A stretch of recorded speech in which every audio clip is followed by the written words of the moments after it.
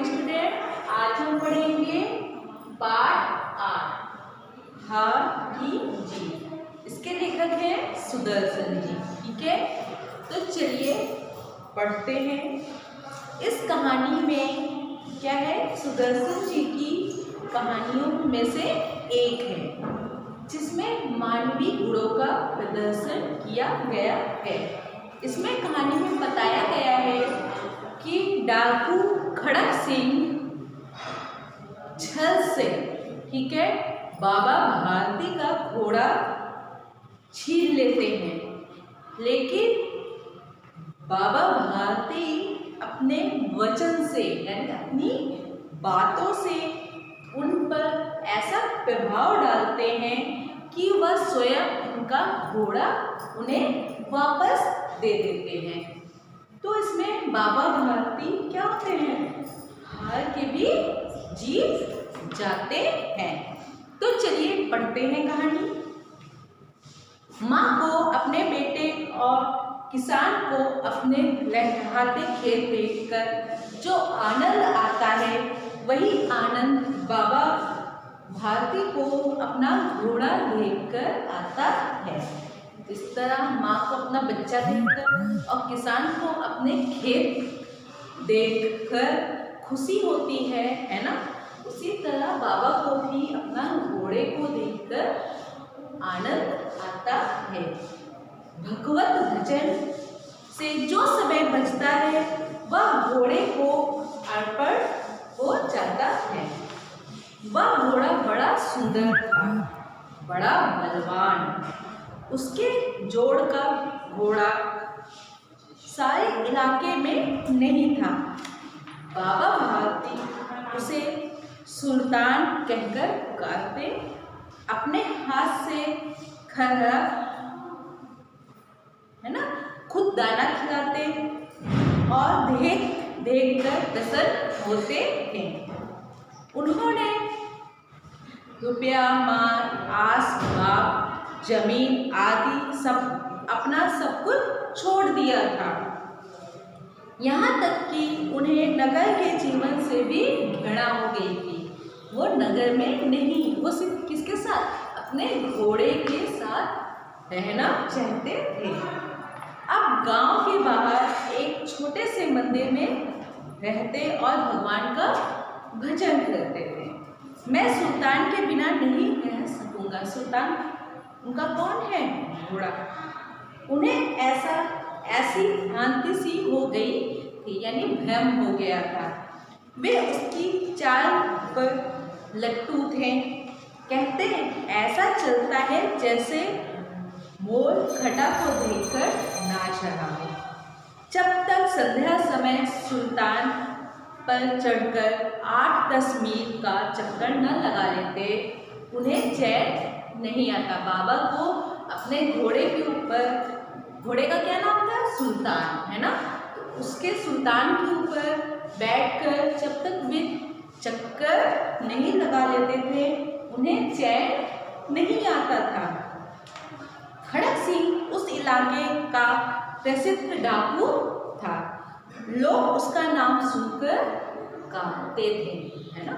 डाकुओं का नाम सुनकर तो वैसे भी लोग कांपते हैं। होते होते सुल्तान की कीर्ति उसके कानों तक भी पहुंची, उसके घोड़े की, है ना। सुल्तान कौन था, घोड़ा, है ना। उसका हृदय उसे देखने के लिए आदी हो गया। वह एक दिन दोपहर के समय बाबा भारती के पास पहुंचा और नमस्कार करके बैठ गया। ये है ना, ये बाबा भारती, ये डाकू। बाबा भारती ने पूछा, खड़क सिंह क्या हाल है। खड़क सिंह ने सिर झुकाकर उत्तर दिया, आपकी दया है। कहो इधर कहाँ से आ गए। बाबा ने पूछा, है ना। सुल्तान की वह चाह खींच लाई। विचित्र जानवर है, देखोगे तो प्रसन्न हो जाओगे। मैंने भी बड़ी प्रशंसा सुनी है। डाकू ने क्या कहा, मैंने भी उसकी प्रशंसा सुनी है। उसकी चाल तुम्हारा मन मोह लेगी। कहते हैं देखने में भी बड़ा सुंदर है, डाकू ने पूछा। बाबा क्या कहते हैं, क्या कहना, जो उसे एक बार देख लेता है उसके हृदय पर उसकी छवि अंकित हो जाती है, यानी वह हमेशा उसके हृदय में, दिल में वो बैठ जाता है। बहुत दिनों से अभिलाषा थी, आज उपस्थित हो सका हूँ। डाकू ने कहा कि बहुत दिनों से इच्छा थी, लेकिन आज मैं उपस्थित यानी आ सका हूँ। बाबा भारती और खड़क सिंह अस्तबल में पहुँचे, यानी जहाँ घोड़े बंधे होते हैं ना, उसको क्या कहते हैं, अस्तबल। बाबा भारती ने घोड़ा दिखाया घमंड से, खड़क सिंह ने देखा आश्चर्य से, है ना, वो आश्चर्य था खड़क सिंह डाकू को। अब बाबा को क्या था ना, घमंड था कि ये हमारा है। उसने सैकड़ों घोड़े देखे थे, परंतु ऐसा भागा घोड़ा उसकी आंखों से कभी नहीं गुजरा था। सोचने लगा, भाग्य की बात है, ऐसा घोड़ा खड़क सिंह के पास होना चाहिए था। इस साधु को ऐसी चीजों से क्या लाभ, है ना। कुछ देर आज तक आश्चर्य से चुपचाप खड़ा रहा। इसके पश्चात उसके हृदय में हलचल होने लगी। बालकों की सी अधीरता से बोला, परंतु बाबा जी, इसकी चाल न देखी तो क्या। डाकू ने क्या कहा कि बाबा, इसकी चाल न देखी तो क्या देखा। दूसरों के मुख से प्रशंसा सुनने के लिए उनका हृदय अधीर हो गया। उन्होंने तारीफ की और उनका हृदय अधीर हो गया। घोड़े को खोलकर बाहर ले गए। घोड़ा वाइड में यानी बहुत तेज से उड़ने लगा, यानी भागने लगा, है ना, उड़ेगा तो नहीं, वो भागने लगा। उसकी चाल को देखकर खड़क सिंह के हृदय पर सांप लौट गया, कहते हैं ईर्ष्या होना। वह डाकू था और जो वस्तु उसे पसंद आ जाए उस पर वह अपना अधिकार समझता था। उसके पास बाहुबल था, यानी मजबूत था, और आदमी थे।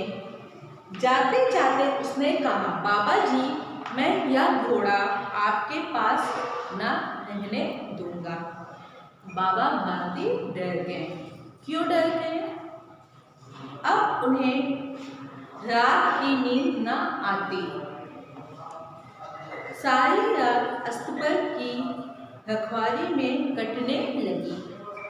प्रतिक्षण खड़क सिंह का भय लगा रहता, परंतु कई माह बीत गए और वह न आया।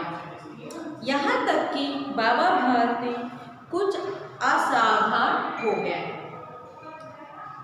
और इस भय को स्वप्न के भांति मिथ्या समझने लगे। उन्हें क्या लगा कि बहुत दिन हो गए, अब वह डाकू हमारा घोड़ा लेने नहीं आएगा, और वे क्या हो गए, बेफिक्र हो गए। संध्या का समय था, यानी शाम का समय था। बाबा भारती सुल्तान की पीठ पर सवार होकर घूमने जा रहे थे। इस समय उनकी आंखों में चमक थी, मुख पर प्रसन्नता। कभी घोड़े के शरीर को देखते, कभी उसके रंग को, और मन में फूले न समाते। सहसा एक ओर से आवाज आई, ओ बाबा, इस कंगले की सुनते जाना। आवाज में करुणा थी, यानी दुख था।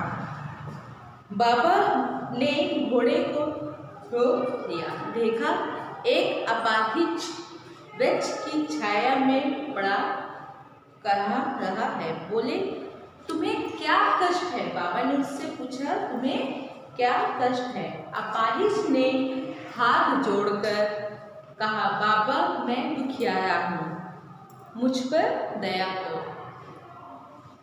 रामा वाला यहाँ से 3 मील है, मुझे वहाँ जाना है, घोड़े पर चढ़ा लो, परमात्मा भला करेगा। वहाँ तुम्हारा कौन है? बाबा ने उससे पूछा कि वहाँ कौन है? दुर्गा दत्त वैद्य का नाम आपने सुना होगा, मैं उसका सौतेला भाई हूँ, उस व्यक्ति ने कहा।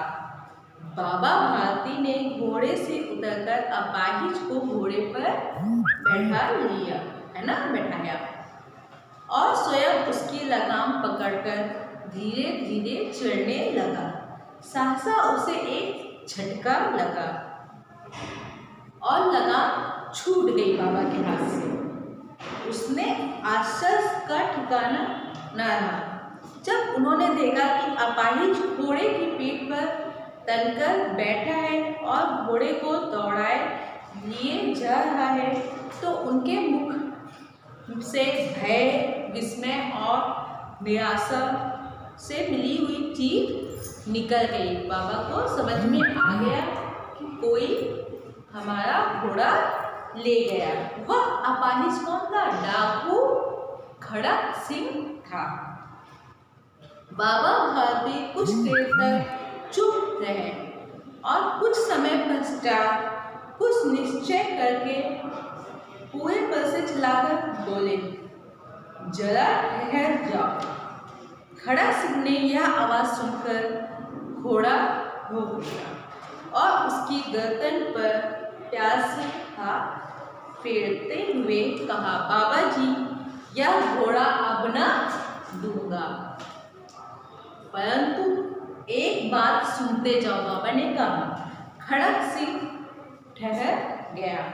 बाबा ने निकट जाकर उसकी ओर ऐसी आंखों से देखा जैसे बकरा कसाई की ओर देखता है और कहा, यह घोड़ा तुम्हारा हो चुका है, मैं तुमसे इसे वापस करने के लिए न कहूँगा, परंतु खड़क सिंह केवल एक प्रार्थना करता हूँ, इसे अस्वीकार न करना, नहीं तो मेरा दिल टूट जाएगा। बाबा जी आज्ञा कीजिए, खड़क सिंह ने कहा, मैं आपका दास हूँ, केवल घोड़ा ना दूंगा। खड़क सिंह ने क्या कहा? मैं सब बात आपकी मानूंगा, लेकिन घोड़ा नहीं दूंगा।